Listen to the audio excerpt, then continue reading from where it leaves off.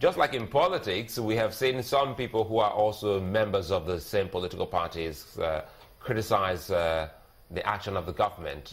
For the TUC and PENGANSSAN, they must have better ways of doing things. They must have their own suggestions and template for the government as a progressive union.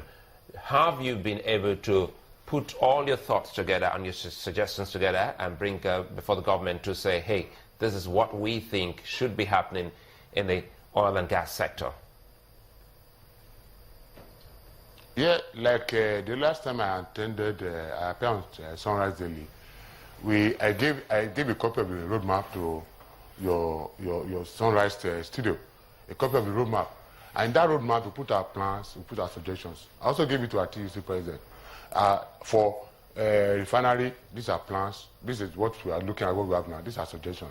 For PIB, this is what we have now. This is what we are looking at. For payment of cash cost, this is what is on ground. This is what are suggestions.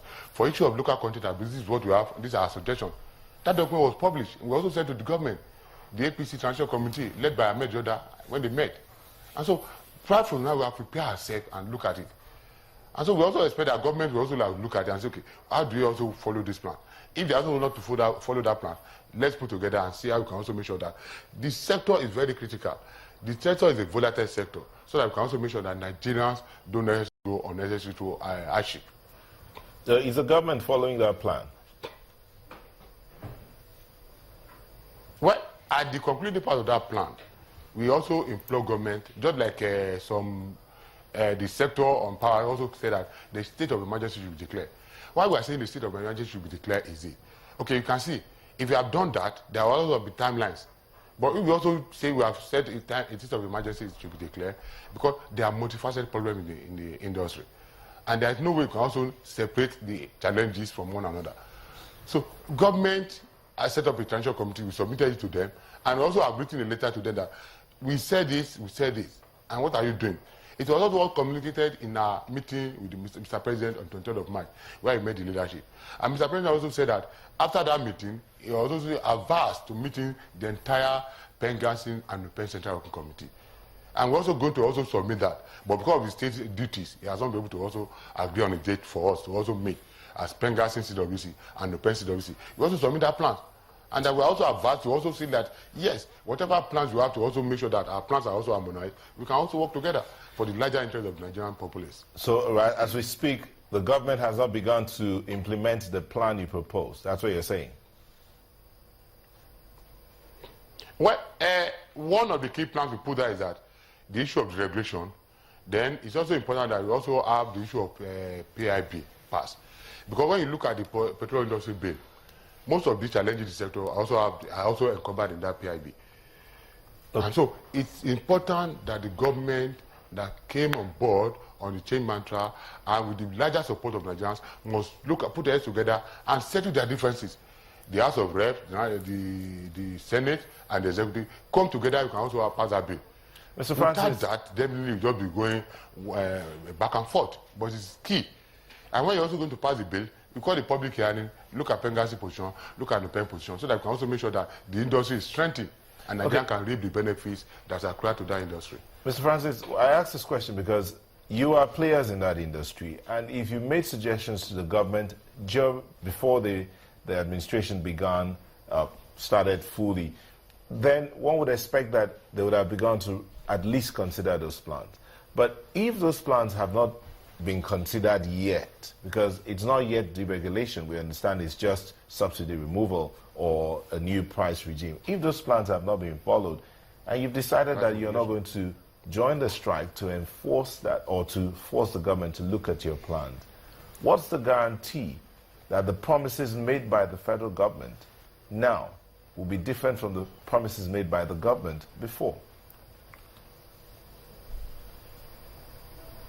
Well, for us as labor, and like a committee has been set up now, and it's also beyond on us as labor leaders, as TUC at Labor Center, that whatever comes out of this 2 weeks committee, their timeline, we must also organize ourselves, strategize ourselves, and put government on their toes. It's only that Nigeria can also see that, yes, it's not that we make plans, we sit back. But when we also now say, government, You say within the next 2-3 months, we are going to do minimum wage. Affordability, you're going to do it. What have you done? Within the next 2-3 months, you're also going to work on the refineries and make sure that whatever we need to do, we are seeing it. Then within the next 2 weeks, you're going to set up the PPR board. So that all those things can also be put together. You also look at infrastructures are something that are capital intensive. Whatever money you're also saving from this, you can also plow it back and reinvest it to the economy, so that the economy can also be reflected and can also grow. And so that is the takeaway from what we also agreed on. But it's key that the NLC factions and everything must also be settled. The issue must be settled. But when you look at the factions and the strength of the unions involved. For example, you look at the electricity union, you look at NUPENG, you look at NUBIFE, you look at airline operators, and they start working there. So you look at that, yes, those are key sectors that you can also just wish away. So it's better we put our house together as labor and make sure that we are organized, we are focused, and so that there will not be division.